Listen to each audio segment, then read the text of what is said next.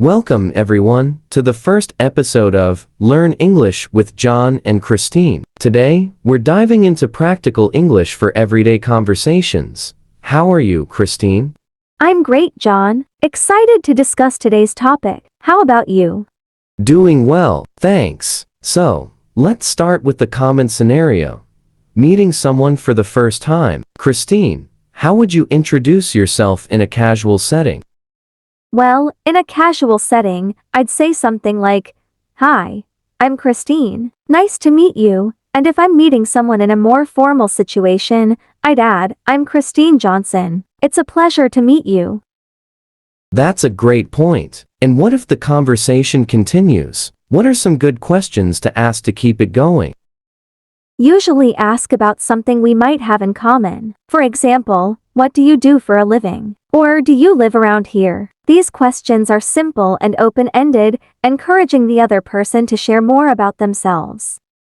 Absolutely. It's always good to show genuine interest. Now, let's talk about responding to these questions. If someone asks, "What do you do for a living?" How would you respond? I might say, "I work as a graphic designer. How about you?" This not only answers the question but also invites the other person to share their own experience. Perfect. Keeping the conversation balanced is key. Moving on, let's discuss some polite ways to end a conversation. Christine, any tips? Sure, if you need to end a conversation politely, you can say, "It was great talking to you. I hope we can chat again soon." Or if you're in a hurry, "I'm sorry, I have to go now, but it was really nice meeting you." Those are excellent examples. Now, let's switch gears a bit and talk about handling small talk in different settings, like at work or in social gatherings. How do you approach small talk in these situations? At work, I try to keep it professional but friendly. Topics like recent projects, upcoming events, or even light personal anecdotes work well. For social gatherings, I usually talk about common interests, like hobbies, movies, or travel experiences.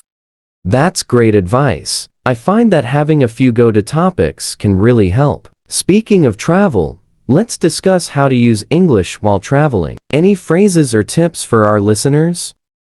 Definitely. When traveling, phrases like "could you help me find" or "how much does this cost" are essential. It's also helpful to know polite expressions like "excuse me" and "thank you." Those are very useful. And what about dining out? How would you handle ordering food or asking for the check? For ordering food, you can say, "I'd like to have," followed by the dish you want. When asking for the check, simply say, "Could I get the check please?" Or "Can I have the bill please?" Excellent tips, Christine. Before we wrap up, let's give our listeners a quick recap. We covered introductions, keeping conversations going, polite ways to end a conversation, small talk in different settings, and useful travel phrases. Anything else you'd like to add? Just one last thing. Practice makes perfect. Don't be afraid to use English in your daily life. The more you practice, the more confident you'll become. Absolutely. Well, that's all for today's episode. Thanks for joining us, and don't forget to subscribe to our podcast for more English learning tips. See you next time. Thanks for listening, everyone. See you next time.